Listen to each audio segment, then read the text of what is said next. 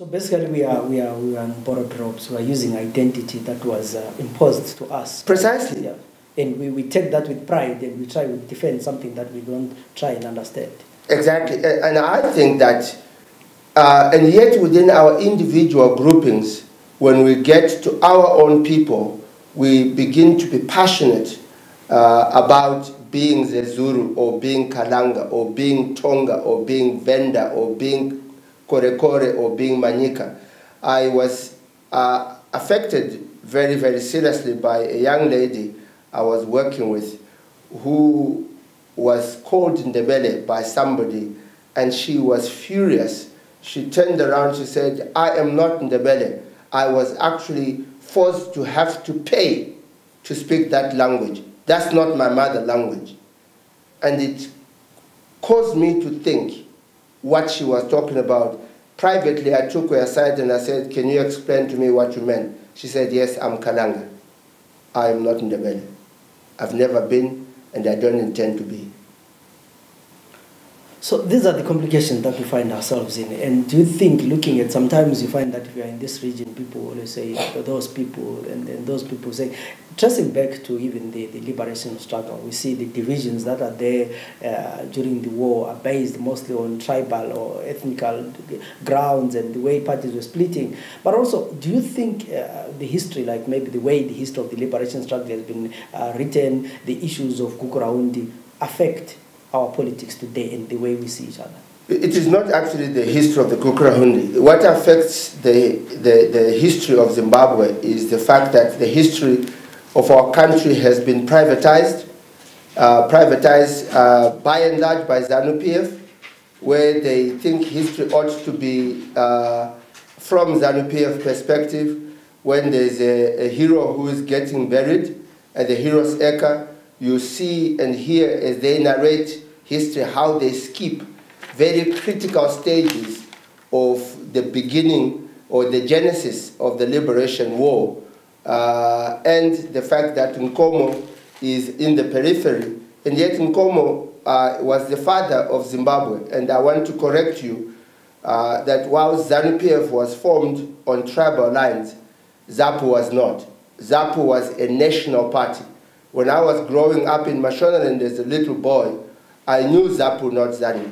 My grandfathers were ZAPU, not ZANU. And Musika, Nyandoro, all those people who were key members of ZAPU were Shonas. So in my opinion, and my historical information says to me, ZAPU was national. It was not tribalistic. But ZANU was formed basically because of the rift that came up within the party, and they stood as a tribal group or regional group. That goes without saying. Yeah, I was looking at would I say, the national committee, or the Politburo, so to speak, of ZAPU, just around the 70s. I think it had about 10, 11 Shona-speaking people, and it looked very national. Yet, when we see after independence, ZAPU is reduced to an ethnical, tribal group for that matter. And Robert Mugabe even said Joshua Nkomo is the father of dissidents, and by extension, the dissidents became, the Ndebele. You studied, your PhD, you looked at peace transformation, peace and transformation. And how do you think the atrocities that happened back then affected the people of this region and influenced how people are thinking politically? To me, that's the watershed of this political construct. If you ask people that live in Mberengwa, people that live in Zhishavane, Gweru, Nkabazwe, or you talk about Slobela, Gokwe, you will find that when these people came there, they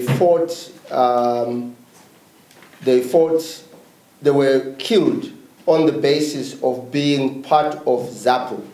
They were killed for the reason of being Zipra. And these people were both Shonas and Ndebeles. But when the same people crossed the river Shangani and they came over this side where there were only Ndebeles, the construct changed. They clearly spelled out that we are Shonas who are here to kill Ndebeles. The reason why, excuse me, is because ZANU as a system identified ZAPU as a legitimate political party and liberators of Zimbabwe to be the opposition to them that would stop them from being what they wanted to be. And also, Mugabe could have never been the kind of liberator he claims to be if Nkomo had maintained his position as the leader of ZAPU. And because of the battle in which Nkomo fought for the liberation of this country. And so the only way to do that was to annihilate, as it were, the Ndebeles, in so doing, destroying ZAPU.